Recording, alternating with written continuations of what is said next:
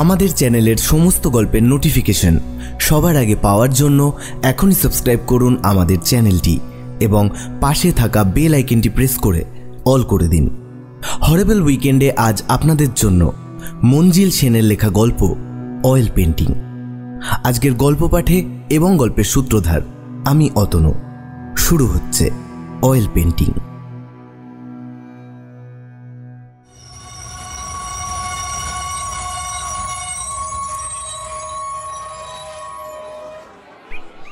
ছোট স্টেশন, গাড়ি মাত্র আধ মিনিট দাঁড়ায়। কমলাক্ষ বোস এক হাতে হোল্ডল আর অন্য হাতে সুটকেসটা নিয়ে তাড়াতাড়ি নেমে পড়লেন। স্টেশনের কাছেই একটা হোটেল, কোনো মতে মাথা গোজবার একটা আস্তানা। আজ রাতের মতো তিনি ওখানেই কাটাবেন। কাল সকালেই তার ভাড়া করা বাড়িতে চলে যাবেন। বাড়ি বললে অবশ্য ভুল করা হবে, ছোটখাটো একটা প্রাসাদ। নদীর তীরে নির্জন এই প্রকাণ্ড বাড়িটা দেখে গতবার তার খুব পছন্দ হয়েছিল। আশেপাশে আর কোনো বাড়ি নেই, তবে বাড়িটা অনেক দিনের পুরনো, জীর্ণ। অনেক দিন ধরেই কেউ এখানে বাস করে না। নির্জন পরিবেশে ভুতুরে বাড়ি বলে ভ্রম হওয়াটা বিচিত্র নয়। আগে এই বাড়িটা নাকি জমিদার বাড়ি ছিল। তাদের অনেক কীর্তিকাহিনী এখনও লোকমুখে শোনা যায়। বাড়ির বর্তমান যারা মালিক তারা অনেক দিন এখানকার পাট চুকিয়ে শহরে বাস করছেন। এক বুড়ো সাঁওতাল বাড়িটা দেখাশোনা করে, তবে রাত্রে থাকে না। বাড়ির মালিকের সঙ্গে দেখা করে 1 মাসের জন্য একটা ঘর ভাড়া চাইতেই তিনি তার দিকে কেমন যেন অদ্ভুত দৃষ্টিতে তাকিয়েছিলেন।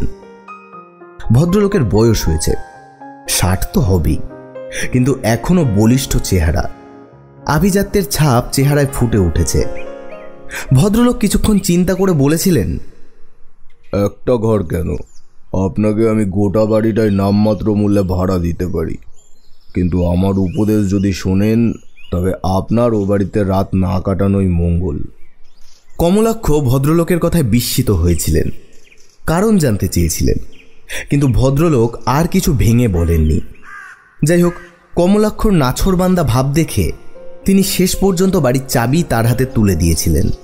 বলেছিলেন চিনিবাস অর্থাৎ যে বুড়ো সাঁওতালের তত্ত্বাবধানে বাড়িটা আছে তাকেও তিনি খবর পাঠিয়ে দেবেন।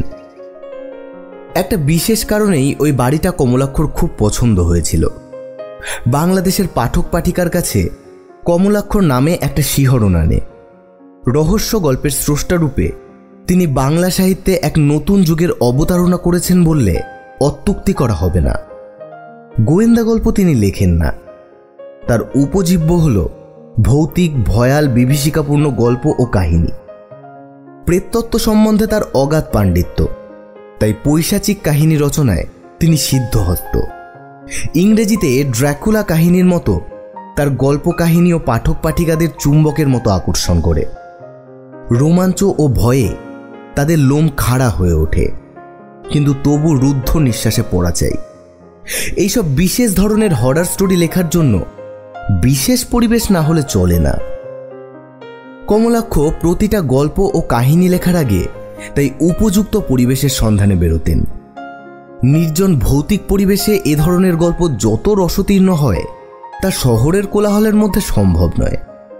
তার শেষ বই রাতের আতঙ্ক প্রকাশিত হবার পর তিনি নিরালায় দিন কয়েক পরিপূর্ণ বিশ্রামের আশায় এখানে এসেছিলেন বললে ভুল হবে। ট্রেনে যেতে যেতে বীরভূম জেলার এই ছোট্ট স্টেশনটি তাকে হাতছানি দিয়ে নামিয়ে আনে। অল্প কদিন এখানে ছিলেন, তখনই জমিদার বাড়িটা তাকে আকর্ষণ করে। ছোট জায়গা, পথে ঘাটে সাঁওতালি বেশি চোখে পড়ে। সুন্দর পরিষ্কার জায়গাটি, ছড়ানো ঘরবাড়ি, তারই মধ্যে জমিদার বাড়িকে কেন্দ্র করে এক বিপুল নির্জনতা। রহস্য গল্প লেখার পক্ষে চমৎকার পরিবেশ। কমলাক্ষ মুগ্ধ হয়ে গিয়েছিলেন। বাড়ির মালিকের সন্ধান পেতেও যেমন তার বেগ পেতে হয়নি, তেমন উত্তরদাতাদের মুখের একটা বিচিত্র ভাবান্তর লক্ষ্য না করে তিনি পারেননি। তবে তখনও ভেবেছিলেন হয়তো সেটা মনের ভুল। পরদিন সকালে একটা সাইকেল রিকশায় মাল চাপিয়ে তিনি তার গন্তব্যস্থল অভিমুখে যাত্রা করলেন। রিকশাওয়ালাকে প্রথমে তিনি কোথায় যাবেন বলেননি, দরকারও মনে করেননি। রিক্সা চলতে শুরু করলে সে যখন জিজ্ঞাসু দৃষ্টিতে তার দিকে তাকালো, তখনই তাকে কোথায় যেতে হবে বললেন। রিক্সাওয়ালার পা দুটো থেমে গেল, রিক্সাও দাঁড়িয়ে গেল। তার মুখের দিকে তাকিয়ে রিক্সাওয়ালা বলল, বাবু, এখানে থাকবেন কোথায়? আমি এখানে 30 বছর আছি, কখনো কাউকে ও বাড়িতে থাকতে দেখিনি। তাছাড়া সে যেন থেমে গেল। তাছাড়া কি? কমলাক্ষ একটু কৌতুকের হাসি হেসে জিজ্ঞেস করল। রেতে ওই বাড়িতে তেনাদের আবির্ভাব হয়। কমলাক্ষ বুঝলেন রিক্সাওয়ালা কাদের কথা বলতে চাইছে। তিনি হেসে বললেন, ভালোই তো, তেনাদের সঙ্গে আলাপ পরিচিতি হবে। রিক্সাওয়ালা আর কোনো কথা বাড়ালো না, নিঃশব্দে প্যাডেল করতে লাগলো। সেই বিজন ভবনের সামনে রিক্সা এসে দাঁড়ালো। একজন বুড়ো মতো লোক এগিয়ে আসতেই কমলাক্ষ বুঝতে পারলেন সেই চিনিবাস। চিনিবাস অনেকটা হেট হয়ে দুহাত কপালে ঠেকিয়ে তাকে নমস্কার জানালো, তারপর মালপত্র নামিয়ে নিল। চিনিবাসের কাছেও বাড়ির একটা চাবি ছিল। সে আগেই সামনের বড় হলঘরটা ঝাড়পোছ করে রেখেছিল। কমলাক্ষ ঘুরে ফিরে দেখলেন সাবেকি জমিদার বাড়ির মতোই প্রকাণ্ড প্রকাণ্ড ঘর ও মহল নিয়ে বাড়িটা তৈরি। বহুদিন পরিত্যক্ত অবস্থায় পড়ে থাকার ফলে চুনবালি খসে পড়েছে, এখানে ওখানে ফাটল ধরেছে। জমিদার বাড়ির পেছনে একটা খরস্রোতা নদী চারপাশের নির্জনতাকে যেন আরও বাড়িয়ে দিয়েছে। চিনিবাসের সঙ্গে ব্যবস্থা হলো সে দিনের বেলা রান্না করবে, আর রাত্রের রান্নাটা সন্ধ্যের আগেই করে চলে যাবে। সাঁওতাল পল্লীতে নিজের লোকজনের সঙ্গে সে বাস করে, এখানে রাত কাটানো তার পক্ষে সম্ভব নয়। কমলাক্ষর কেন জানি না ধারণা হলো বাড়িতে কেউ না থাকলেও সে এখানে রাত্রে থাকতো না। সাঁওতালরা সাধারণত খুব বিশ্বস্ত ও সাহসী হয়। চিনিবাস অবশ্য বুড়ো হয়েছে, তবে বেশ শক্ত সমর্থ। সত্যিই কি এ বাড়িতে ভূতের উপদ্রব আছে? কমলাক্ষ মনে মনে হাসলেন। ভৌতিক পরিবেশে তার ভয়াল কাহিনীর বুনিয়াদ ভালোই হবে। তিনি একটা আরাম কেদারায় গা এলিয়ে দিয়ে সিগারেট ধরালেন। দুপুরে খাওয়া সেরে তিনি টানা একটা ঘুম দিলেন। রাত জেগে লেখাই তার বরাবরের অভ্যেস। রাত্রের নির্জনতা, গা ছমছমানি এসব না থাকলে কি আর হরর স্টোরি লেখা যায়? ঘুম যখন ভাঙল তখন বেলা গড়িয়ে গেছে। চিনিবাস ইতিমধ্যেই তার রান্নার কাজ শেষ করে ফেলেছে। সে এসে তার সামনে দাঁড়ালো, যেন কিছু বলতে চায়। তিনি জিজ্ঞাসু নয়নে তার দিকে তাকালেন। চিনিবাস একটু ইতস্তত করে বলল, বাবু, তো এখান থেকে চইল্লা যা। কমলাক্ষ বিস্মিত হয়ে প্রশ্ন করলেন কেন সে ও কথা বলছে। চিনিবাস যা বলল তার মর্মার্থ হল, ছোটবেলা থেকেই সে এই বাড়িতে নুন খেয়েছে, তবে বাবুকে কথাটা না বলে পারছে না। এখন যিনি এ বাড়ির মালিক তার বাবা অল্প বয়সে মারা গিয়েছিলেন, তাই তার কাকা জমিদারি দেখাশোনা করতেন। তিনি ছিলেন অকৃতদার, তার নিষ্ঠুরতার সীমা ছিল না। তার রক্তে ছিল খুনের নেশা। কম করেও 10-15 জন প্রজাকে তিনি নিজের হাতে হত্যা করেছিলেন। মানুষকে যন্ত্রণা দিয়ে তিলে তিলে মৃত্যুর মুখে পাঠিয়ে তিনি পরম আনন্দ উপভোগ করতেন। শেষ পর্যন্ত ঘাতকের হাতে তার মৃত্যু হয়। এক বর্ষার রাতে কে বা কারা তাকে কুপিয়ে কুপিয়ে হত্যা করে। লাশ বাড়ির পেছনে নদীর ধারে পড়েছিল। ক্ষতবিক্ষত সেই দেহটা চেনবার উপায় পর্যন্ত ছিল না। তারপর থেকেই এ বাড়িতে নানা উপদ্রব শুরু হয়। এই কারণেই সবাই এই বাড়ি ছাড়তে বাধ্য হয়, এবং তারপর থেকেই কেউ এখানে রাত্রিবাস করেনি। কমলাক্ষ চিনিবাসকে আশ্বস্ত করে বললেন যে ভূতের ভয়টায় তার নেই। চিনিবাস নিশ্চিন্ত হয়ে বাড়ি যেতে পারে। চিনিবাসের বোধহয় কথাটা মনোপুত হল না। সে কমলাক্ষকে আরও কিছু বলতে যাচ্ছিল, কিন্তু কমলাক্ষ হাত তুলে তাকে নিরস্ত করলেন। চিনিবাস বিদায় নেওয়ার পর কমলাক্ষ বেরিয়ে পড়লেন। গতবার যখন এসেছিলেন তখন স্থানীয় এক ভদ্রলোকের সঙ্গে তার আলাপ হয়েছিল, তাই ওখানেই গেলেন। ভদ্রলোক তাকে দেখে অবাক, পরে সব শুনে বললেন, করেছেন কি মশাই? এত বাড়ি থাকতে শেষে ওই ভুতুরে বাড়িটা ভাড়া নিলেন? আমাকে বললেই তো পারতেন। আপনার মতন বিখ্যাত লোকের অতিথি সেবা করে আমি ধন্য হতাম। কমলাক্ষ মৃদু হেসে তার আসল উদ্দেশ্য খুলে বললেন। বাড়িটার পরিবেশ যে তার কাহিনীর পক্ষে আদর্শ তাও বললেন। ভদ্রলোক কিন্তু খুঁতখুত করতে লাগলেন। বিদায় নেবার মুখে তিনি কমলাক্ষর হাতে ছোট ফ্রেমে বাঁধানো একটি কালী মূর্তি গুজে দিয়ে বললেন, দয়া করে আমার একটা কথা রাখুন, এটা হাতছাড়া করবেন না। কমলাক্ষ তার আন্তরিকতায় অভিভূত হলেন। ছবিটা পকেটে ভরে নিলেন।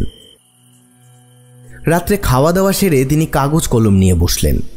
মা কালীর ফটোটা তিনি টেবিলের একপাশে সরিয়ে রাখলেন। লিখতে লিখতে তিনি মশগুল হয়ে গেলেন। চমৎকার একটা প্লট, তার গুণমুগ্ধ পাঠক পাঠিকারা পড়তে পড়তে তন্ময় হয়ে যাবে, আতঙ্কে শিউরে উঠবে। তিনি লিখে চললেন। গভীর রাত্রি, নির্জন কুঠিবাড়িতে অনঙ্গ একটা ভুতুরে গল্পে ডুবে আছে। হঠাৎ তার মনে হলো ঘরের আবহাওয়াটা কেমন যেন বদলে গেছে। একটা অস্বস্তিকর পরিবেশ তাকে ঘিরে ক্রমশই যেন জমাট হয়ে উঠেছে। একটা অতীন্দ্রিয় অনুভূতিতে সে মুখ তুলে সামনের খোলা জানলার দিকে তাকালো, আর পর মুহূর্তেই তার সমস্ত শরীর হিম হয়ে গেল। জানলার চৌকাঠের ওপর একটা হাত, কনুই থেকে বিচ্ছিন্ন একটা কাটা হাত সোজা হয়ে আছে। কেউ হাতের তালুতে চিবুক রাখলে হাতটা যে অবস্থায় থাকে অনেকটা সেই রকম, যেন অদৃশ্য অশরীরী কেউ ওইভাবে তাকে লক্ষ্য করছে। তাকে মুখ তুলতে দেখেই হাতটা আস্তে আস্তে নেমে এলো। একটা ভীষণ আতঙ্কে অনঙ্গর বাহ্যজ্ঞান লোপ পেল। হাতটা আস্তে আস্তে খুব সন্তর্পণে তার দিকে এগিয়ে আসছে। বিছের মতো ভঙ্গিতে হাতটা এগোচ্ছে। এই পর্যন্ত লিখেই কেন জানি না কমলাক্ষ মুখ তুললেন, আর সঙ্গে সঙ্গে নিজেও চমকে উঠলেন। তার থেকে মাত্র কয়েক হাত দূরে মাটির উপর একটা অস্বাভাবিক বড় কালো রঙের পেঁচা তার দিকে একদৃষ্টে তাকিয়ে আছে। অন্ধকারে পেঁচার চোখ দুটো যেন জ্বলজ্বল করছে। মস্ত ঘরটায় মাত্র একটা হেরিকেন লণ্ঠন। ঘরটাকে অন্ধকারই বলা চলে। প্রথম ভয়ের ধাক্কাটা কেটে যেতেই কমলাক্ষর ভীষণ হাসি পেল। তিনি দুই একবার মুখ দিয়ে হুস হুস শব্দ করলেন, কিন্তু পেঁচাটার যেন ভ্রুক্ষেপ নেই। এবার তিনি একটু বিরক্তি বোধ করলেন। টেবিলের ওপর থেকে ছাইদানিটা তুলে নিয়ে তিনি ওটাকে লক্ষ্য করে ছুড়লেন, কিন্তু আশ্চর্য ক্ষিপ্রতার সঙ্গে পেঁচাটা সেটাকে এড়িয়ে গেল। কমলাক্ষ আর বসে থাকতে পারলেন না। একটা লাঠি হাতে নিয়ে পেঁচাটার দিকে এগিয়ে গেলেন। এবার কিন্তু আর ওখানে বসে থাকা নিরাপদ বোধ করল না। উড়ে বিরাট ঘরটার উত্তর কোণে কোথায় অদৃশ্য হয়ে গেল। কমলাক্ষ চিন্তার খেইটা যেন হারিয়ে ফেললেন। মনে মনে পেঁচাটাকে অভিসম্পাত দিয়ে তিনি শুয়ে পড়লেন। একটা পুরনো পালঙ্কেই চিনিবাস তার শোয়ার ব্যবস্থা করেছিল। বিছানা পেতে মশারিও টাঙিয়ে দিয়েছিল। শোবার সঙ্গে সঙ্গেই ঘুম এলো না। মাথাটা যেন গরম হয়ে গেছে। বেশ কিছুক্ষণ এপাশ ওপাশ করার পর তিনি ঘুমিয়ে পড়লেন। আচমকা তার ঘুমটা ভেঙে গেল। ঘরের মধ্যে আবহাওয়াটা যেন বদলে গেছে। কেমন যেন একটা ভীতিপ্রদ পরিবেশ। খোলা জানলা দিয়ে চাঁদের আলো ঘরে ঢুকেছে। সেই আলোয় হঠাৎ তার চোখে পড়ল মাথার বাদিকে পালঙ্কের বাজুর ওপর, আর সঙ্গে সঙ্গে তিনি ধর্মর করে উঠে বসলেন। বাজুর ওপর পেঁচাটা বসে আছে। ওটার বাঁকানো নাক, জলজল চোখ তিনি স্পষ্ট দেখতে পাচ্ছেন। তাকে উঠতে দেখেই পেঁচাটা উড়ে মাটিতে বসল। কমলাক্ষ মশারি তুলে বেরিয়ে এসে ওটাকে তাড়া করলেন, আর সঙ্গে সঙ্গে ওটাও উড়ে আগের বারের মতো সেই একই জায়গায় গিয়ে অদৃশ্য হল। কমলাক্ষ ভাবলেন ওখানে বোধহয় কোনো ফাটল কিংবা ফোকর আছে। পেঁচাটা হয়তো পরিত্যক্ত এই বাড়িটাতে একা সুখে রাজত্ব করছিল, আর ওই ফোকরেই তার আস্তানা। হঠাৎ মানুষের অবাঞ্ছিত আবির্ভাব সে সুনজরে দেখছে না, তাই নীরব প্রতিবাদ জানাচ্ছে। কমলাক্ষ আবার শুয়ে পড়লেন। মুখের ওপর রোদ পড়ায় তার ঘুম ভেঙে গেল। অনেক বেলা হয়ে গেছে, বাইরে রোদ ঝলমল করছে। তিনি দরজা খুলে বাইরে এলেন। চিনিবাস এসে গেছে। তাকে সুস্থ ও অক্ষত অবস্থায় দেখে সে যেন একটা স্বস্তির নিঃশ্বাস ফেলল। কমলাক্ষ মনে মনে হাসলেন। ভূত না মুন্ডু, সব কুসংস্কার। মুখ ধুয়ে তিনি স্টোভ জ্বালিয়ে চা বানালেন।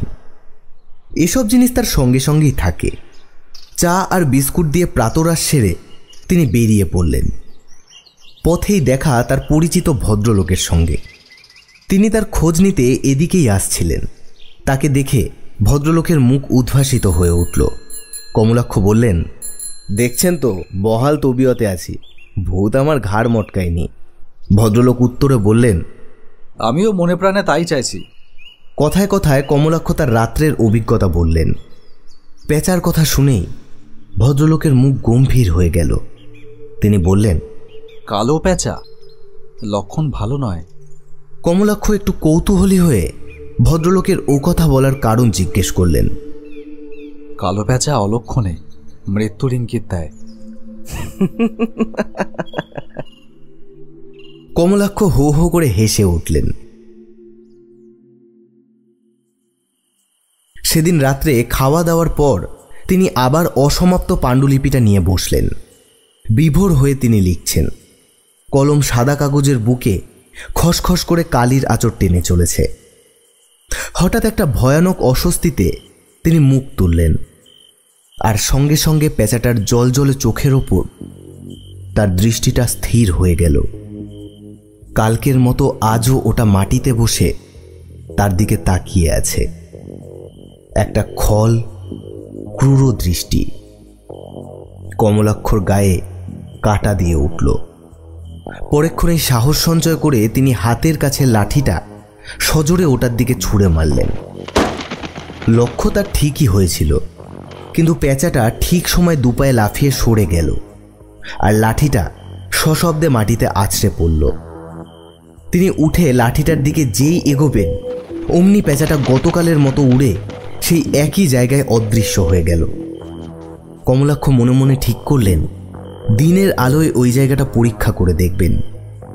লাঠিটা কুড়িয়ে নিয়ে তিনি আবার লিখতে বসলেন। রাত যখন 2টো, তখনও তার দ্রুত কলম চলছে। হঠাৎ তার মনে হলো কেউ যেন অলক্ষ্য থেকে তাকে দেখছে। তিনি মুখ তুললেন, কিন্তু কিছুই চোখে পড়ল না। তিনি আবার লিখতে শুরু করলেন, কিন্তু মনটা যেন খচখচ করতে লাগলো। তিনি আবার মুখ তুললেন, না, কিছুই নেই। নিশ্চিন্ত হবার জন্য তিনি লণ্ঠন হাতে নিয়ে ঘরটা ঘুরে ঘুরে দেখতে লাগলেন। উত্তর কোণে যেখান দিয়ে পেঁচাটা অদৃশ্য হয়েছিল, সেখানে উঁচু দেওয়ালে একটা বড় অয়েল পেন্টিং টাঙানো রয়েছে। ঘরের দেয়ালে অবশ্য আরও কয়েকটা বড় বড় অয়েল পেন্টিং আছে। চিনিবাসের কাছে তিনি শুনেছিলেন ওগুলো নাকি পূর্বতন জমিদারদের ছবি। উত্তর কোণের অয়েল পেন্টিংটার সামনে আসতেই স্তিমিত আলোয় তার চোখ পড়ল পেঁচাটা উপরে বাঁধানো ফ্রেমের ওপর বসে তাকে যেন ব্যঙ্গ করছে। পর মুহূর্তেই সেটা আলেখ্যের পেছনে অদৃশ্য হয়ে গেল। কমলাক্ষ বুঝলেন ছবিটার পেছনেই ওটার আস্তানা। মনে মনে তিনি ভাবলেন, দাঁড়াও বাছাধন, কাল তোমাকে ওখান থেকে দূর করছি। আর রাত না জেগে তিনি শুয়ে পড়লেন। সেটাতে উল্লেখযোগ্য আর কিছু ঘটল না। পরের দিন সকালে বেড়াতে বেরিয়ে তিনি একটা টর্চ কিনলেন। শুধুমাত্র লণ্ঠনের ভরসায় না থাকাই ভালো। তাছাড়া হাতের কাছে টর্চ খুব কাজে দেয়।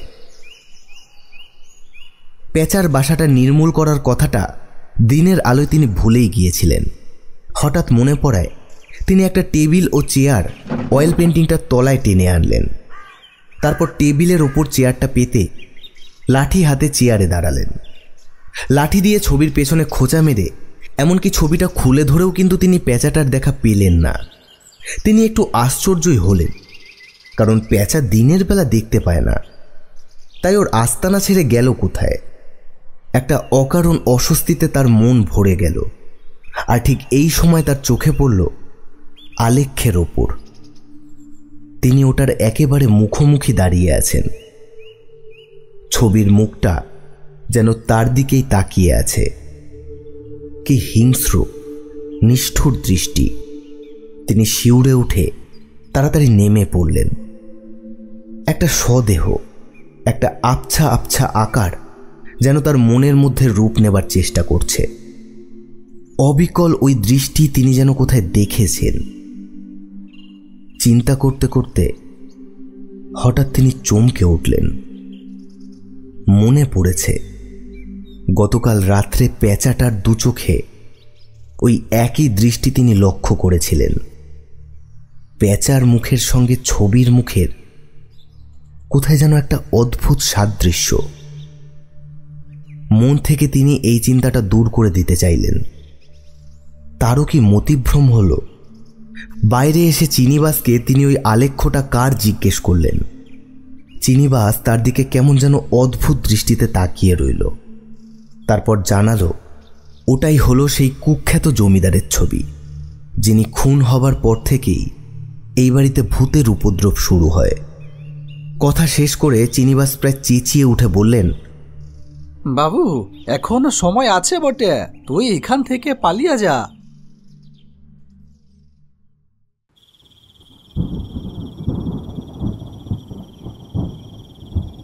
সেদিন সন্ধ্যা থেকেই আকাশ কালো মেঘে ছেয়ে গেল। রাত 9টা থেকে নামল মুষলধারে বৃষ্টি, সঙ্গে সঙ্গে মুহুর্মুহু বিদ্যুতের ঝলকানি। কমলাক্ষ ঠিক করলেন আজ রাতে আর ঘুমোবেন না, যতটা পারবেন লিখবেন। এই দুর্যোগের রাতে ঘুম আসবেও না। গভীর রাত্রে সেই একই বিচিত্র অনুভূতি আর অস্বস্তিতে তিনি মুখ তুলে দেখলেন পেঁচাটা কুটিল চোখে তাকিয়ে আছে। আজ তিনি প্রস্তুত হয়েই বড় বড় কয়েকটা পাথরের টুকরো কুড়িয়ে টেবিলের ওপর রেখে দিয়েছিলেন। একটা টুকরো তিনি পেঁচাটাকে লক্ষ্য করে ছুঁড়ে মারলেন, আর ওটাও লাফ মেরে সরে গেল। কমলাক্ষ আজ যেন ক্ষেপে গেছেন।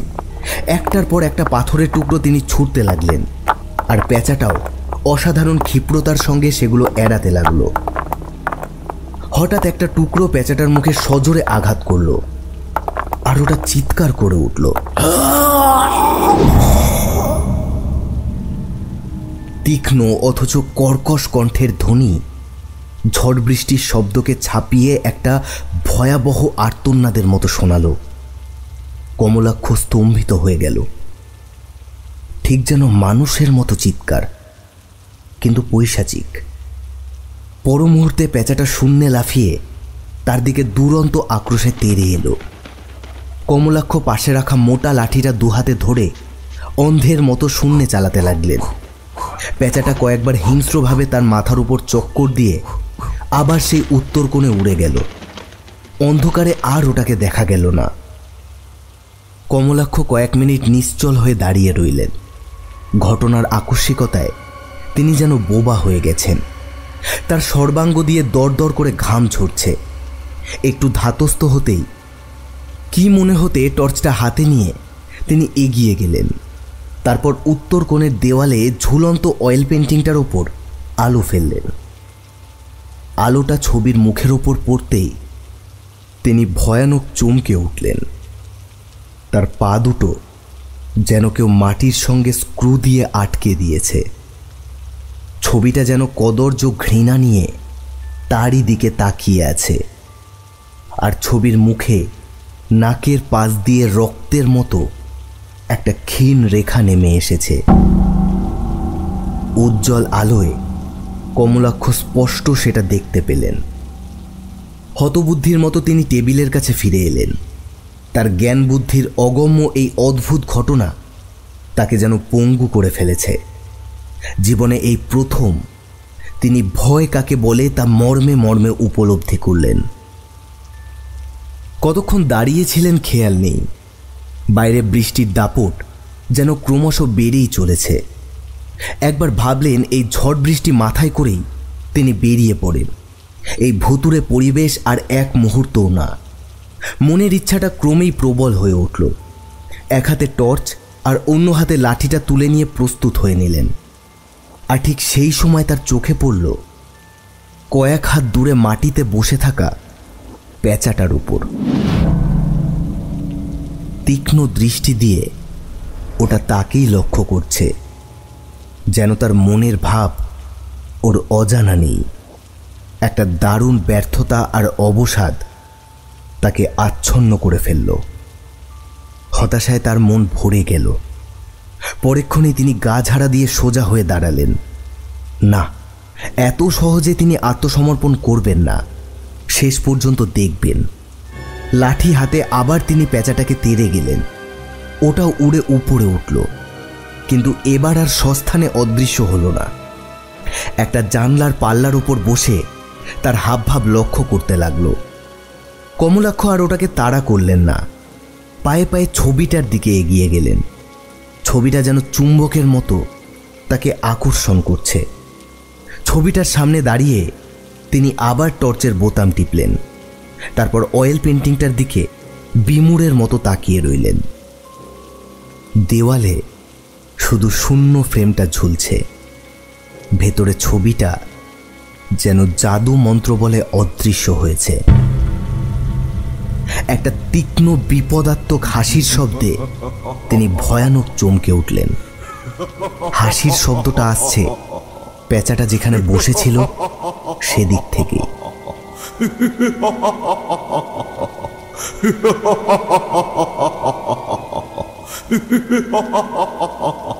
তিনি যন্ত্রচালিতের মতো এগিয়ে গেলেন। পেঁচাটাই কি মানুষের মতো হাসছে? তিনি বিহল দৃষ্টিতে ওই কুৎসিত জীবটার দিকে তাকিয়ে রইলেন। হঠাৎ পেঁচাটা আবার উঠতে শুরু করল। তার মাথার ওপর দিয়ে কয়েকবার চক্কর মারল, তারপর আবার মাটির উপর বসল। কমলাক্ষ আবিষ্টের মতো টেবিলের কাছে ফিরে গেলেন। তিনি ক্রমশই নিজের ওপর আস্থা হারিয়ে ফেলছেন, যে কোনো মুহূর্তে জ্ঞান হারিয়ে ফেলতে পারেন। পেঁচাটার দিকে সম্মোহিতের মতো তিনি তাকিয়ে রইলেন। ছবির মুখ আর পেঁচার মুখের আদলে যেন কোনো তফাৎ নেই। কতক্ষণ এভাবে দাঁড়িয়েছিলেন খেয়াল নেই। হঠাৎ তীব্র আলোর ঝলকানিতে ঘরটা যেন চকিতে আলোকময় হয়ে উঠল, আর পরেক্ষণেই প্রচণ্ড শব্দে বজ্রপাত হল। সেই চোখ ধাঁধানো আলোয় কমলাক্ষ স্তম্ভিত হয়ে দেখলেন পেঁচাটা যেখানে ছিল ঠিক সেখানে দাঁড়িয়ে আছে একটা মূর্তি। মানুষ না, প্রেত। কালো পোশাক পরা প্রায় 6 ফুট লম্বা একটা মূর্তি, মুখে একটা পৈশাচিক জিঘাংসার চিহ্ন। এক লহমার মধ্যেই কমলাক্ষ মূর্তিটাকে স্পষ্ট দেখেছিলেন, আর ভয়ে আতঙ্কে তিনি টলে পড়তে পড়তে কোনো রকমে দুহাত দিয়ে টেবিলটাকে ধরে নিজেকে সামলে নিলেন। লণ্ঠনের স্থিমিত আলোয় তিনি মূর্তিটির দিকে অসহায়ের মতো তাকিয়ে রইলেন। মরার মতো সাদা মুখ, কোটরে ঢোকা 2 চোখ যেন জ্বলছে। ওই অবস্থাতেও কমলাক্ষর বুঝতে অসুবিধা হলো না যে মূর্তিটা মানুষ না, পিশাচ, সেই ঘৃণ্য জমিদারের প্রেতাত্মা। চিনিবাসের সতর্কবাণী তার কানে যেন বেজে উঠল। ইস, তার কথা যদি তিনি শুনতেন। মূর্তিটা নড়ে উঠল, তারপরে 2 হাত প্রসারিত করে ধীর পদক্ষেপে নিঃশব্দে তার দিকে এগোতে লাগলো। একটা কান্না কমলাক্ষর বুক ঠেলে বেরিয়ে আসবার ব্যর্থ চেষ্টা করছে। ওটা এগিয়ে আসছে, আরো এগিয়ে আসছে। একটা পচা গন্ধ। তিনি আর তাকিয়ে থাকতে পারলেন না, চোখ বুঝলেন। তার হাত দুটো যেন বিকারগ্রস্তের মতো টেবিলের ওপর নড়ে চড়ে বেড়াতে লাগলো। হঠাৎ তাতে কি যেন একটা ঠেকল। তিনি অনুভব করলেন ওটা সেই মা কালীর ছবিটা। কিছু না ভেবেই তিনি সেটা বুকের ওপর চেপে ধরলেন। মরতেই যদি হয়, মা কালীর ছবিটা অন্তত বুকে থাকুক। হয়তো পিশাচের হাতে মরলেও মায়ের কৃপায় তিনি নিজে পিশাচে পরিণত হবেন না। কিন্তু ভয়ে আর আতঙ্কে তার তখন মাথার ঠিক নেই। ছবিটাকে উল্টো করে তিনি বুকে চেপে ধরলেন। কালীর ছবি পিশাচটার দিকে মুখ করা। হঠাৎ যেন দৈব শক্তিতে তিনি মনের জোর ফিরে পেলেন। চোখ খুলে যে দৃশ্য তার চোখে পড়ল তাতে তিনি বিস্ময়ে যেন পাথর হয়ে গেলেন। পিশাচটা ডান হাত দিয়ে দু চোখ ঢেকে এক পা দুপা করে পিছিয়ে যাচ্ছে। ওর মুখে যেন হতাশা আর আতঙ্কের একটা অদ্ভুত সংমিশ্রণের প্রতিচ্ছবি ফুটে উঠেছে। তারপরেই একটা ক্ষিপ্ত আহত পশুর মতো বীভৎস চিৎকার করে অন্ধকারে মিলিয়ে গেল।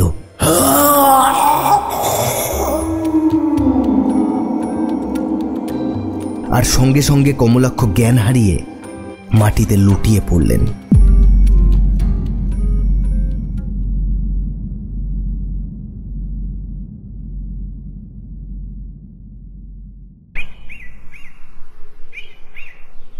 ভোরবেলা ঝড় বৃষ্টি শান্ত হয়ে আকাশে সূর্য উঁকি দিল।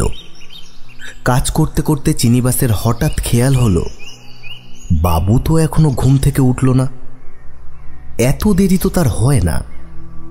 কয়েকবার বাবু বাবু বলে ডেকে আর দরজায় ঘন ঘন ধাক্কা দিয়েও যখন বাবুর কোনো সাড়া শব্দ পাওয়া গেল না, তখন নিদারুণ আশঙ্কায় সে দরজা ভেঙে ঘরে ঢুকল।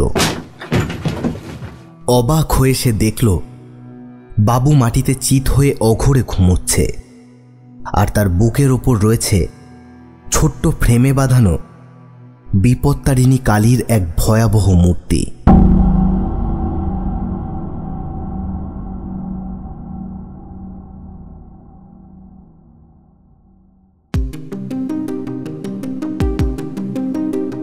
শুনছিলেন অয়েল পেন্টিং, রচনা মঞ্জিল সেন, চিনিবাস ও স্থানীয় ভদ্রলোকের চরিত্রে সুমন এবং গল্পপাঠ কমলাক্ষ ও পিশাচের চরিত্রে Atanu. Editing, sound and poster design Atanu. শেষ হলো অয়েল পেন্টিং। আমরা আবার ফিরে আসব নতুন কোনো গল্প নিয়ে। ততক্ষণ ভালো থাকুন, সুস্থ থাকুন আর শুনতে থাকুন হরিবল উইকেন্ড।